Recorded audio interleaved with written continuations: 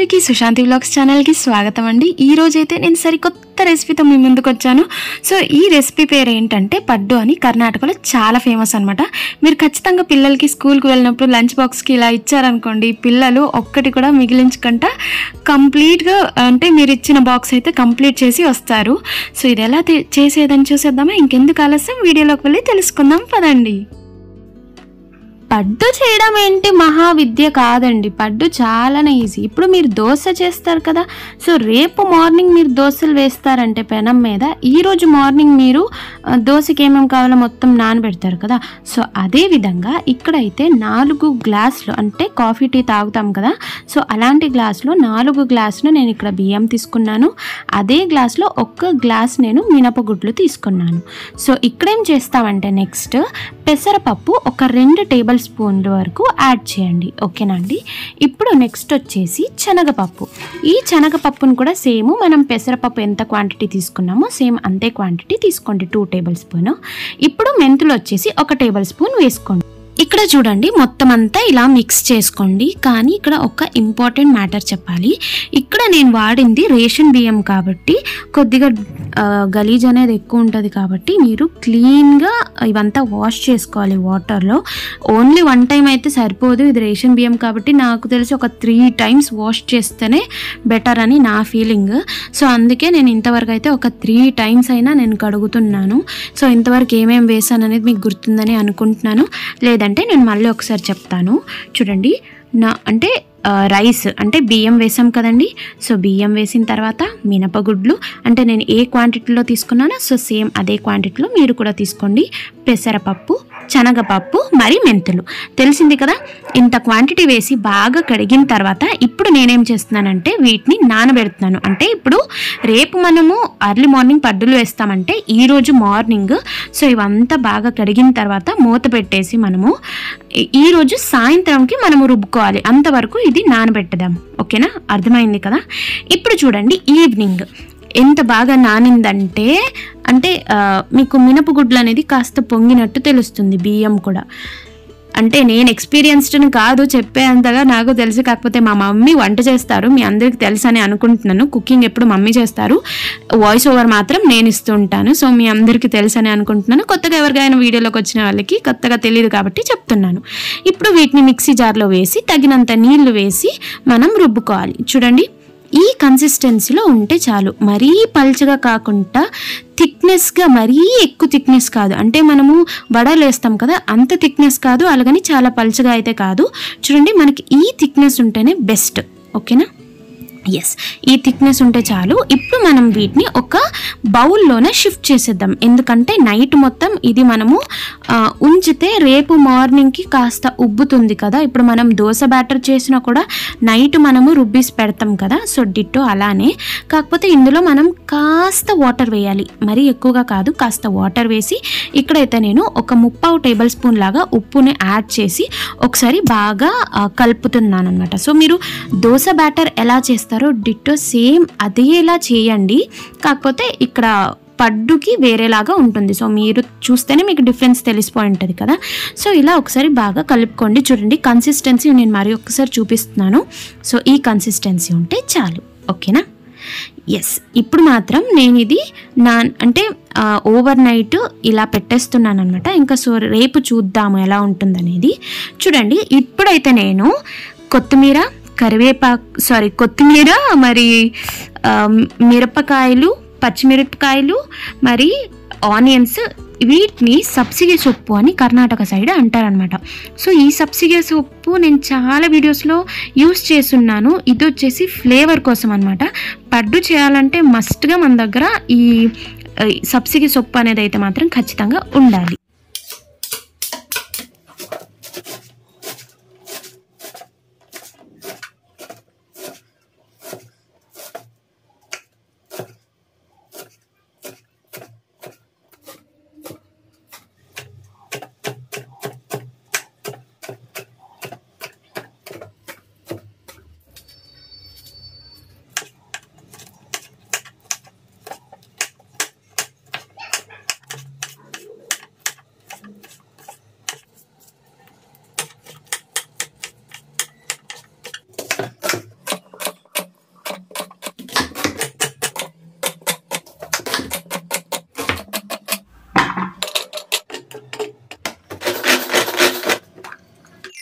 ఏమాత్రం ఆలస్యం లేకుండా ఇప్పుడు మీరేం చేస్తారంటే స్టవ్ ఆన్ చేసి ఒక బాండి పెట్టి అందులో తగినంత ఆయిల్ వేసి అన్ని పావు టేబుల్ స్పూన్ లాగా ఆవాలు, జీలకర్ర, మినపగుడ్లు అలాగే శనగపప్పు ఇవంతా వేసి కాస్త చిటపటలాడిన తర్వాత మనం ఫైన్లీ చాప్ చేసుకున్న ఉల్లిపాయల పీసెస్ కూడా వేసేయాలన్నమాట. ఇవి కాస్త వేగిన తర్వాత మనం ఫైన్లీ చాప్ చేసాం కదండి పచ్చిమిర్చి, సో వాటిని కూడా వేసి ఒకసారి బాగా మిక్స్ చేసుకోవాలి. సో ఇది ఎంతవరకు మనం వేపుకోవాలి అనేది మీకు డౌట్ ఉన్నట్టయితే ఇది మనకి గోల్డెన్ బ్రౌన్ కలర్కి టర్న్ అయ్యేంత వరకు ఇది వేపుకుంటే చాలు. సో తర్వాత మీరు ఏం చేస్తారంటే స్టవ్ ఆఫ్ చేసేసి సో ఈ ఉల్లిపాయలు అనేవి మొత్తం మీరు కంప్లీట్ కూల్ డౌన్ చేయనివ్వాలి. సో ఇప్పుడు నెక్స్ట్ ఏంటంటే యాక్చువల్లీ ఒక క్లిప్ నేను ఇక్కడ యాడ్ చేయడం మర్చిపోయినానండి. ఏంటంటే అది ఉబ్బుతుంది కదా, సో నెక్స్ట్ డే మార్నింగ్ ఇది ఉబ్బిన తర్వాత నేనేం చేశానంటే ఇందులో కొత్తిమీర మరి సబ్సిడీ సొప్పు అని చెప్పాను కదా, సో కంప్లీట్గా ఇందులో యాడ్ చేస్తాను. నేను యాడ్ చేసేసిన తర్వాత ఇప్పుడు నేను ఈ ఉల్లిపాయలు అనేది నేను యాడ్ చేస్తున్నాను అనమాట. ఓకేనా, మీకు అర్థం అయ్యింది కదా. ఆ క్లిప్ అనేది మాత్రమే నా దగ్గర ఇక్కడ మిస్ అయింది. సో ఇవంతా వేసిన తర్వాత ఒకసారి బాగా మిక్స్ చేయండి. చూడండి నిజంగా ఉబ్బిన తర్వాత ఆ కన్సిస్టెన్సీ అనేది కూడా చాలా బాగానే ఉందన్నమాట. అంటే మీరు మార్నింగ్ లేచి దోశ పిండిలో అంటే మీరు దోసపిండి చూస్తారు కదా, అందులో మార్నింగే మీరు కొత్తిమీర సబ్సిడీ సొప్పు వేయాలన్నమాట. అలాగే కాస్త ఉప్పు వేసి ఒకసారి బాగా మిక్స్ చేయండి. అంటే ఈ ఉల్లిపాయలు ఉన్నాయి కదా, సో వీటిని కూడా యాడ్ చేయాలి. ఇప్పుడేం చేస్తారంటే స్టవ్ ఆన్ చేసేసి ఇది పడ్డు తవా అని మీకు ఆన్లైన్లో షాప్ చేసినా దొరికిపోతుంది, లేకపోతే మీకు మార్కెట్లో ఈజీగా అవైలబుల్ ఉంటుందన్నమాట. సో ఇప్పుడు మీరు ఏం చేస్తారంటే ప్రతి ఒక్క హోల్స్లోకి ఏం లేదన్నా 1 డ్రాప్ ఆయిల్ అనేది వేసి అది కాస్త వేడయిన తర్వాత స్పూన్ సహాయంతో మీరు స్టార్టింగ్ చేసినట్టుంటే స్పూన్ సహాయంతో బ్యాటర్ని మీరు ఆ హోల్స్లోనే ఫిల్ చేయాల్సి ఉంటుందన్నమాట. ఒకవేళ లేదు నేను ఫస్ట్ టైం ఫుల్ గరిటెతోనే వేస్తానంటే ఫుల్ స్ప్రెడ్ అయిపోయే ఛాన్సెస్ ఉంటుంది. కాబట్టి ఫస్ట్ టైం వేసిన వాళ్ళైతే స్పూన్ సహాయంతో వేసుకుంటేనే బెస్ట్ అనేది నా ఫీలింగ్ అనమాట. సో ఇప్పుడు మీరు చూస్తున్నారు కదా, ఇక్కడ ఇంపార్టెంట్గా ఇంకోటి ఏంటి చెప్పాలనుకుంటున్నానంటే అండి, ఇది ఇప్పుడు వేగుతున్నాయి కదా, ఇది ఒక 4 minutes వరకు వేపితే చాలు, ఇది కంప్లీట్ ఈజీగానే వేగిపోతుంది అనమాట. సో ఇప్పుడు చూడండి 4 minutes అయిన తర్వాత నేను చెప్తాను అన్నాను కదా ఇంపార్టెంట్ మ్యాటర్ ఏంటంటే మధ్యలో ఉన్నది తొందరగా ఉడికిపోతుంది, సైడ్స్ అనేది తొందరగా ఉడకదు. కాబట్టి నేనేం మీకు సలహా చెప్పాలనుకుంటున్నానంటే మీరు ఫస్టే సైడ్స్ ఫిల్ చేసేయండి. సైడ్స్ మీరు బ్యాటర్ని ఫిల్ చేసిన తర్వాత లేటర్ మీరు మధ్యకి వచ్చారనుకోండి అప్పుడు బాగా ఉడుకుంటుంది. సో అందుకే చెప్తున్నాను. ఒకవేళ మీకు స్పూన్లో తీసేది ఇబ్బంది అయింది అనుకోండి, అలాంటి వాళ్ళు ఏం చేస్తారంటే టూత్ పిక్తో కూడా ఇలాగ రివర్స్ చేసుకోవచ్చు. సో పైన అంటే ఉడకలేదు కాబట్టి సో పైన మొత్తం ఇలా క్లోజ్ చేస్తున్నాము. చూస్తుంటే ఏదో విచిత్రంగా అనిపిస్తుంది కదా, అంటే కొత్తగా చేసిన వాళ్ళకైతే ఖచ్చితంగా మీకు ఈ పడ్డులో షేప్స్ అనేవి చాలాగే వస్తాయి. అంటే చాలా వస్తుంది, ప్లెయిన్ వస్తుంది, ఇలా కూడా వస్తుంది, ఇంకా వెరైటీ స్క్వేర్ది కూడా వస్తుంది. సో మీకు ఎలాగ నచ్చుతుందో అలా చేసుకోండి. సో ఇటు రివర్స్ మీరు ఒక 4-5 minutes వరకు ఉడికించుకుంటే చాలు, కంప్లీట్గా ఇప్పుడైతే ఉడికిపోయింది. మీరు దోశలు ఎలా తవ మీద రౌండ్గా వేస్తారో సో ఇక్కడైతే చిన్న బుజ్జు పడ్డులు అనమాట ఇవి. సో ఇది నేనే చేశాను యాక్చువల్గా, మా మమ్మీ చేయలేదు, నేను చేశాను ఇది. అంటే నేను చెప్పినట్టు మీకు చెప్తే అర్థమవుతుందని నా ఫీలింగ్ అనమాట. ఇప్పుడేంటంటే అండి ఇది మమ్మీ చేస్తున్నారు. మమ్మీకి గరిటెలో వేసేది అలవాటు అనమాట, స్పూన్లో తీస్తే అంత పేషెన్స్ నాకు లేదు. ఒక్కసారి గరిటెలో బ్యాటర్ తీసేసి ఒకసారి నేను ఫిల్ చేసేస్తానని చెప్తారు. కాకపోతే నాకు గరిటెలో వేయడం అంత క్లారిటీగా రాదు, ఎందుకంటే నేను ఫస్ట్ సారిగానే మొత్తం అంతా అటు ఇటు 2 కలిపినట్టుగా వేసేస్తాను కాబట్టి నేను స్పూనే వాడతాను. సో స్టార్టింగ్ స్టేజ్లో ఉండే వాళ్ళు స్పూన్లో యూస్ చేయండి. ఫుల్ ఎక్స్పీరియన్స్ అయిన తర్వాత మా మమ్మీ లాగా ఫుల్ గరిటెతో కూడా మీరు వేయొచ్చు. చూడండి ఎంత బాగున్నాయి కదా ఒక్కొక్కటి చూస్తుంటే. మీరు అనుకోవచ్చు ఇది ఈవినింగ్ స్నాక్స్ అని, కాదు, మనం చిన్నప్పటి నుంచి మార్నింగ్ స్కూల్కి తీసుకువెళ్తున్నాం అనమాట.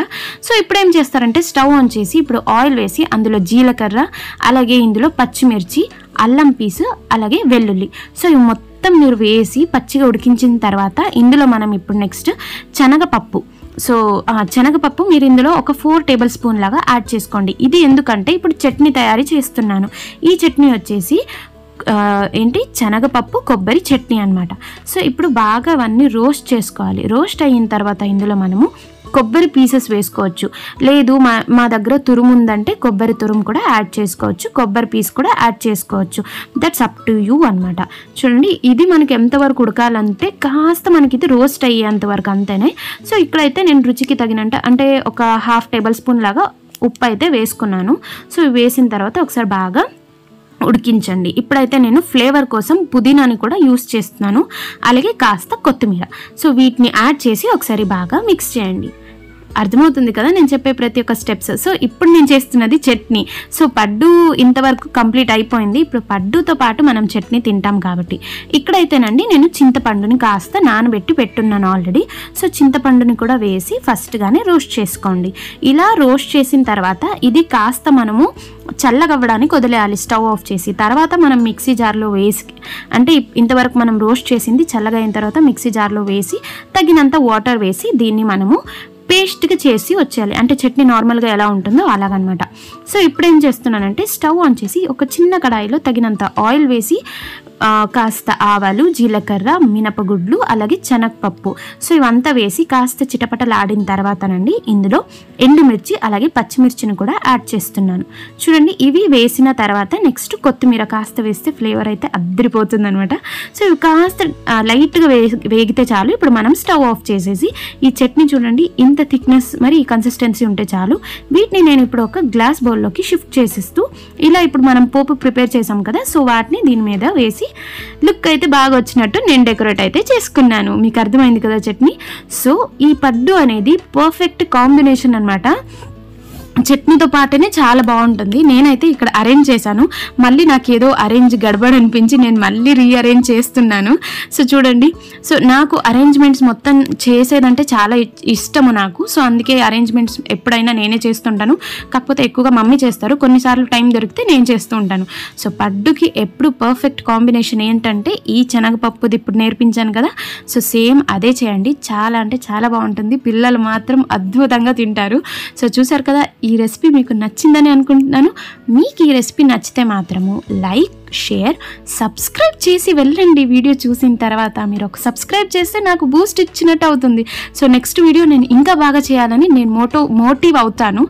సో మీకు ఈ వీడియో నచ్చింది కదా, మీ పిల్లలకి కూడా రేపు అంటే ఈరోజు మీరు ఇవంతా నానబెట్టేది ప్రాసెస్ నేను ఏదైతే చెప్పానో ఈరోజు మీరు ఇచ్చేస్తే రేపు స్కూల్కి వెంటనే చేసి ఇచ్చేయచ్చు అనమాట. చూడండి చూస్తే తినేయాలనిపిస్తుంది కదా. ఓకే, మరి ఇంకెందుకు ఆలస్యం, వంటగదిలో వెళ్ళి తొందరగా చేసేయండి. సరేనండి, మరికొన్ని ఇంట్రెస్టింగ్ వీడియోస్తో మీ ముందుకైతే ఖచ్చితంగా వస్తుంటాను.